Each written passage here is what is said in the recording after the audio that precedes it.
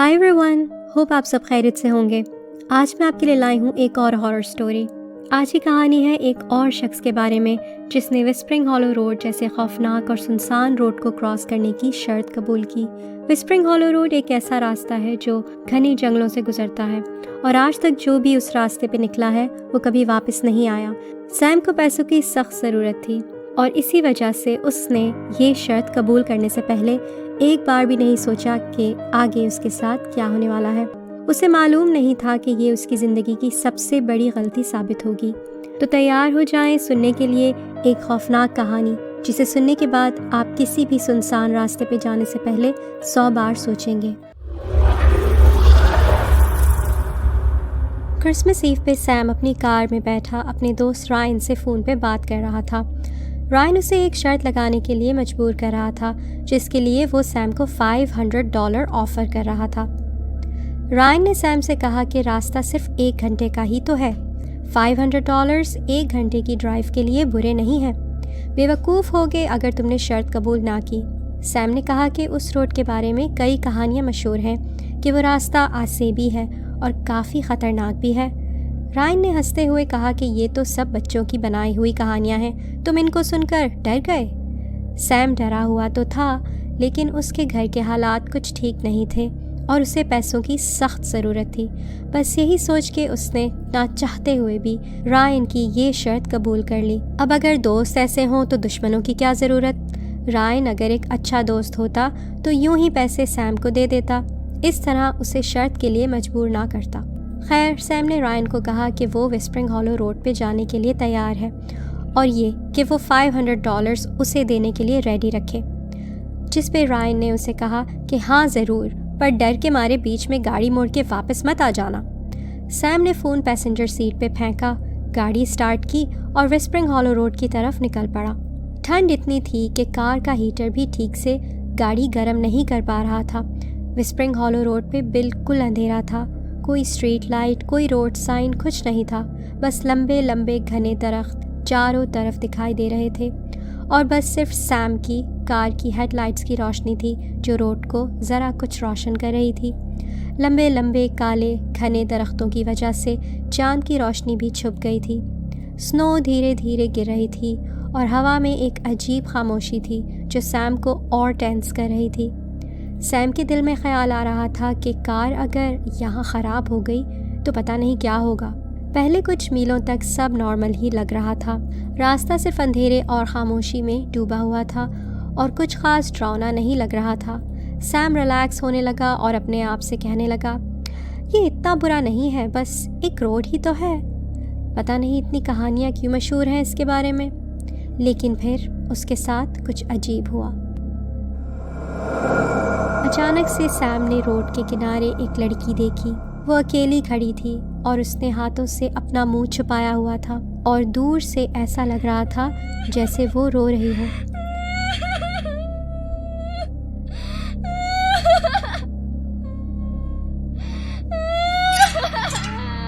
Sam ने गाड़ी उसके पास जाके रोक ली और विंडो नीचे करके बोला, हे, तुम ठीक हो?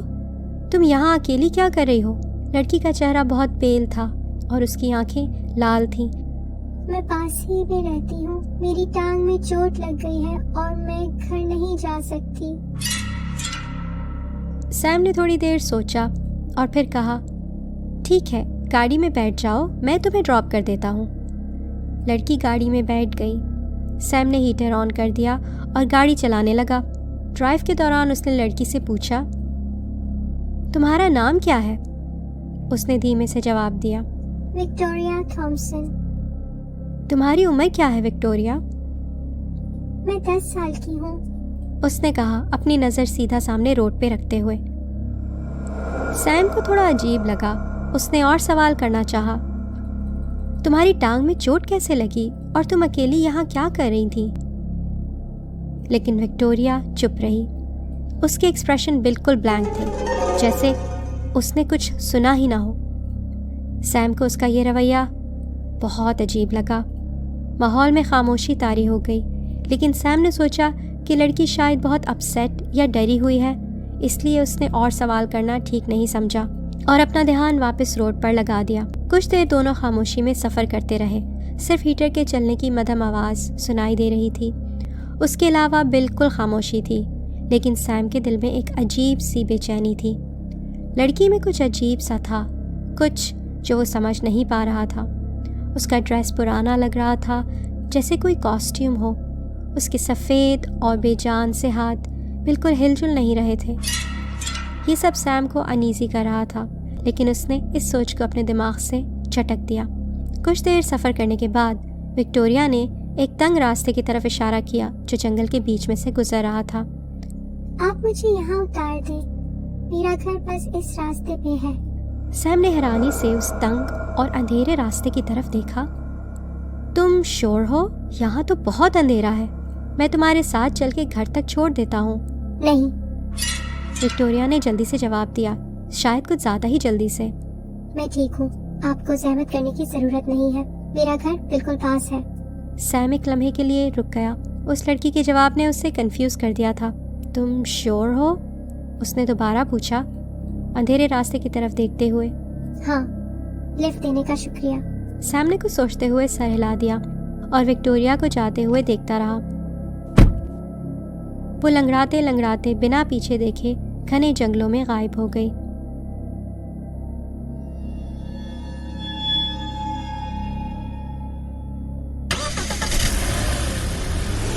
सैम ने अपनी कार चलाई और जंगल के उस अंधेरे रास्ते से दूर निकल गया, लेकिन एक अजीब सी बेचैनी अब भी उसके अंदर थी।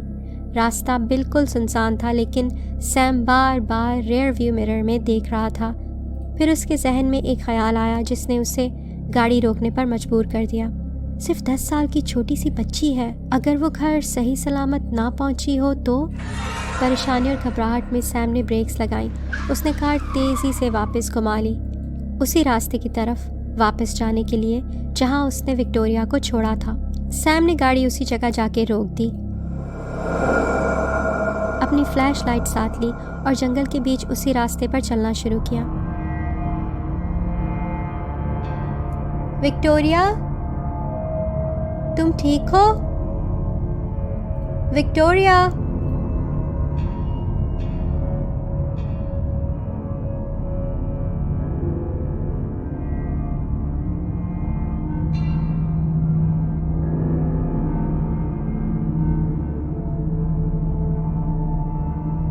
विक्टोरिया, तुम सुन रही हो?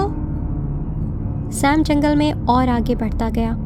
अचानक चलते चलते उसकी नज़र एक पुराने और टूटे फूटे घर की तरफ गई। घर की खिड़कियां टूटी हुई थीं और छत बर्फ़ के वज़न के नीचे झुकी हुई थी।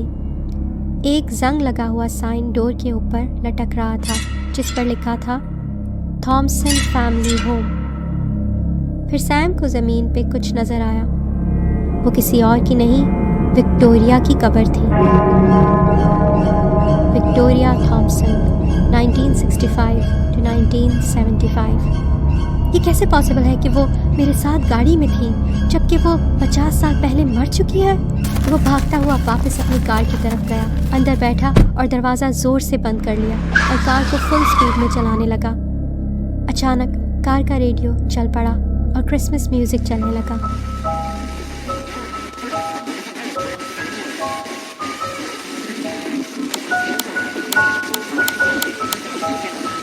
आज रात हम क्रिसमस ईव 1975 के एक खौफनाक हादसे का जिक्र करेंगे। थॉमसन फैमिली के अफराद अपने घर में मुर्दा हालत में पाए गए। उनकी अडॉप्टेड बेटी विक्टोरिया थॉमसन पर शक है कि उसने उन्हें बेदर्दी से मार दिया था और क्रिसमस ईव पे वो गायब हो गई थी। कुछ हफ्तों बाद उसकी लाश गार्डन में मिली। उसकी एक टांग बुरी तरह से कुचली हुई थी। विक्टोरिया को उसके घर के गार्डन में ही दफना दिया गया। विक्टोरिया थॉमसन का राज अब तक एक राज ही है। कहते हैं कि उसका भूत विस्परिंग हॉलो रोड पर अब भी भटकता है अपने अगले शिकार की तलाश में।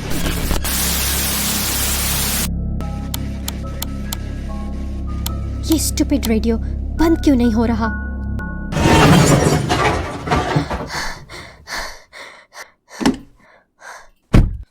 सैम जल्दी से बाहर निकला और चारों तरफ देखा, लेकिन वहाँ कुछ भी नहीं था। ना कोई इंसान, ना कोई चीज़। सैम को यकीन था कि उसने अपनी गाड़ी से किसी को हिट किया है। गहरी सांस लेते हुए वो वापस कार में बैठ गया।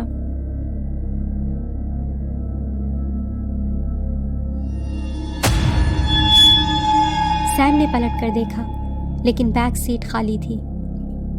ये मुझे क्या हो रहा है? क्या मैं ये सब इमेजिन कर रहा हूँ? मुझे गाड़ी चलाते हुए 1 घंटे से ज़्यादा हो गया है। ये सफ़र ख़त्म क्यों नहीं हो रहा? क्या तुम्हें बताऊं मेरी टांग में चोट कैसे लगी? सैम की कार मिली तो ड्राइवर सीट खाली थी। सिर्फ हल्के पैरों के निशान स्नो में नज़र आ रहे थे, जो सीधा थॉमसन फैमिली होम की तरफ जा रहे थे। उन्हीं सब लोगों की तरह जो हिम्मत करके विस्परिंग हॉलो रोड के रास्ते पर गए और कभी वापस नहीं लौटे। सैम भी उन्हीं लोगों की लिस्ट में शामिल हो गया और उसे दोबारा कभी दिन की रोशनी देखना नसीब नहीं हुई।